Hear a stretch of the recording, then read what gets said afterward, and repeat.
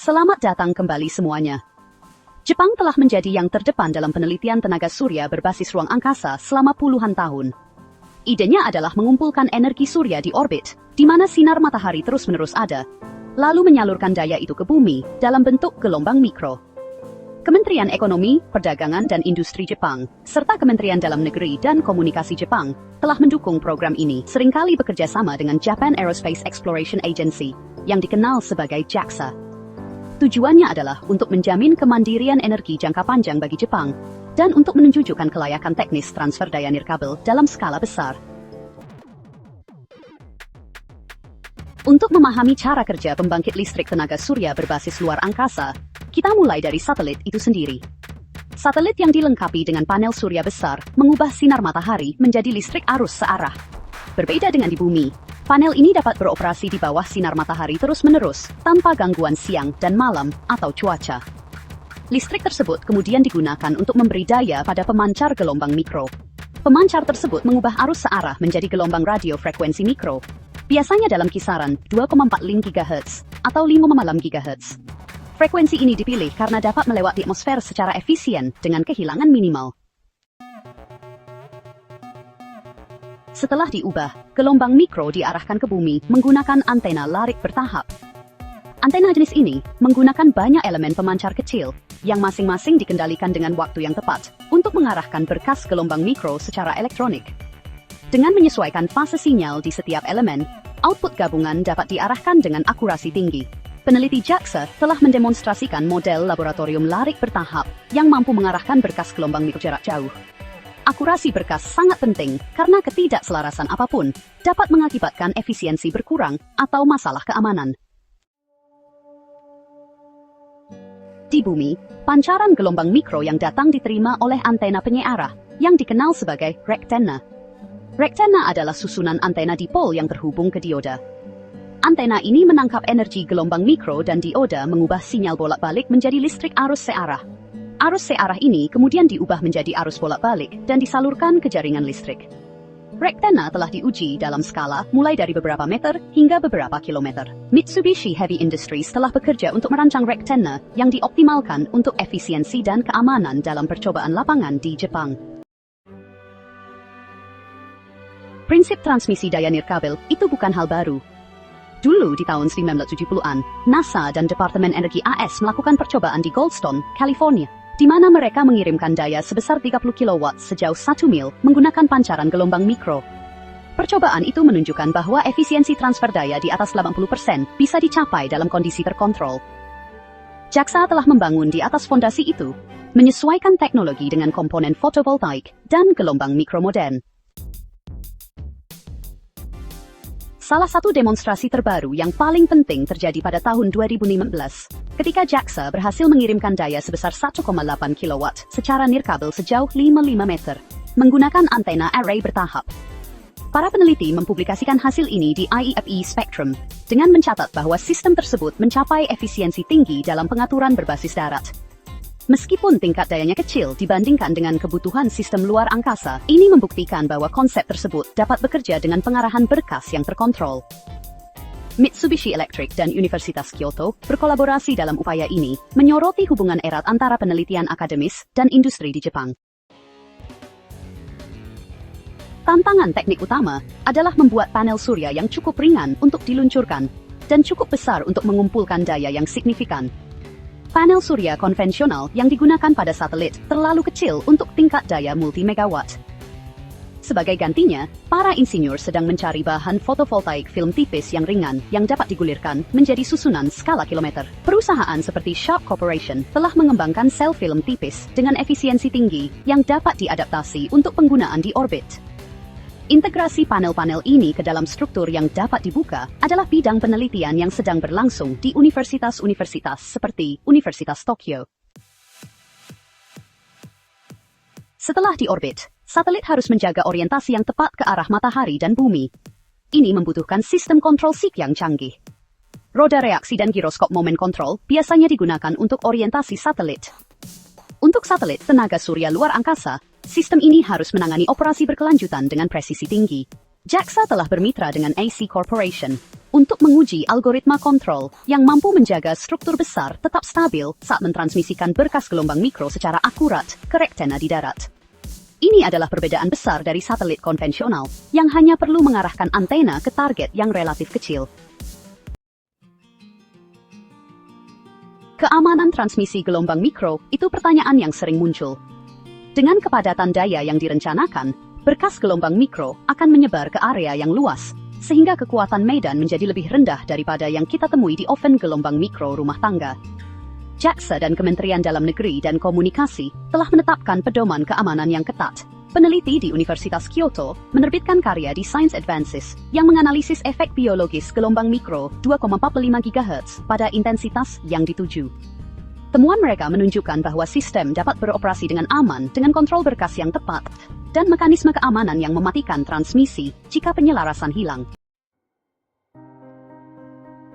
Tujuan jangka pendek Jepang adalah melakukan demonstrasi di luar angkasa untuk memancarkan beberapa kilowatt daya dari satelit yang mengorbit ke bumi. Ini diharapkan akan terjadi pada tahun 2026. Demonstrasi ini akan memvalidasi kontrol pancaran, penerimaan rektena, dan integrasi dengan jaringan listrik. Tujuan jangka menengah termasuk meningkatkan ke sistem kelas megawatt sekitar tahun 2034. Ambisi jangka panjang melibatkan satelit skala gigawatt yang dapat memasok sebagian besar kebutuhan listrik Jepang. Setiap tahap menyajikan rintangan teknis unik yang harus dipecahkan secara berurutan. Membandingkan teknologi ini dengan energi terbarukan di bumi, menyoroti kelebihan dan kekurangannya. Panel surya di bumi dipengaruhi oleh cuaca dan siklus malam, sehingga menghasilkan faktor kapasitas sekitar 20 hingga 30%. Di orbit, panel dapat mencapai faktor kapasitas di atas 90%. Namun, instalasi surya terestrial jauh lebih murah dan tidak memerlukan peluncuran ke orbit. Peneliti di Universitas Tokyo telah menekankan bahwa kelayakan ekonomi tenaga surya antariksa sangat bergantung pada pengurangan biaya peluncuran. Perusahaan seperti SpaceX melalui roket Falcon 9 dan Starship-nya telah menetapkan standar baru dalam kendaraan peluncuran yang dapat digunakan kembali yang mungkin dapat dimanfaatkan oleh program Jepang.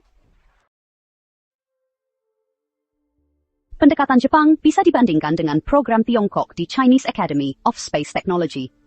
Pada tahun 2020, Tiongkok mengumumkan rencana untuk menguji transmisi tenaga surya berbasis ruang angkasa dari orbit bumi rendah.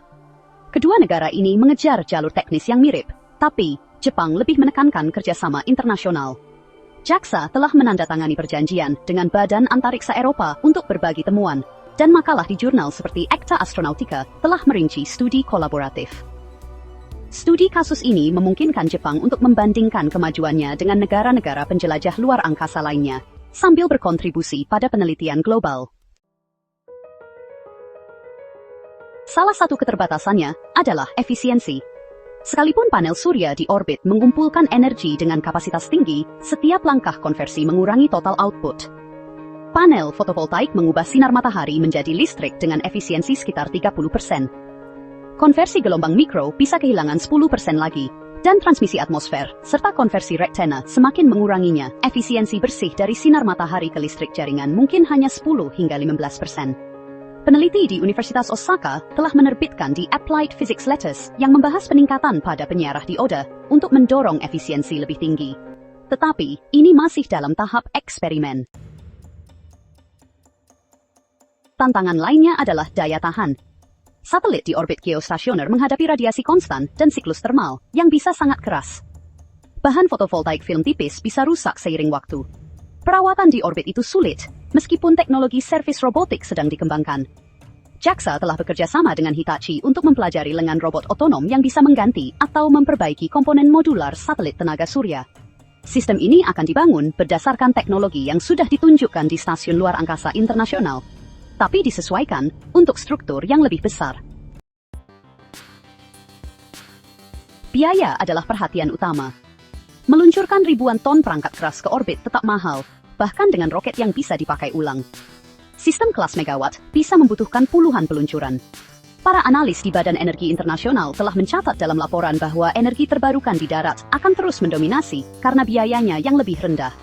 Namun Jepang memandang tenaga surya luar angkasa sebagai investasi strategis dalam keamanan energi. Jika berhasil, ini bisa menyediakan daya dasar yang stabil tanpa bergantung pada bahan bakar impor. Ini membuat program ini menarik, meskipun ada kerugian ekonomi dalam jangka pendek. Melihat jangka menengah, integrasi ke dalam jaringan listrik nasional Jepang adalah area penelitian lainnya. Lokasi rektana harus berada di area terbuka dengan gangguan minimal.